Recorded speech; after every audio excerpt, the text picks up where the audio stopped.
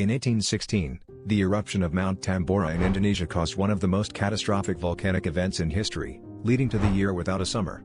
The colossal explosion ejected vast amounts of volcanic ash into the atmosphere, significantly lowering global temperatures. This sudden climate anomaly resulted in widespread crop failures and food shortages across Europe, North America, and Asia. Thousands perished from starvation, and many more succumbed to disease and malnutrition as communities struggled to survive. The disaster profoundly altered agricultural practices and prompted mass migrations, leaving an indelible mark on human history as a stark reminder of nature's overwhelming power.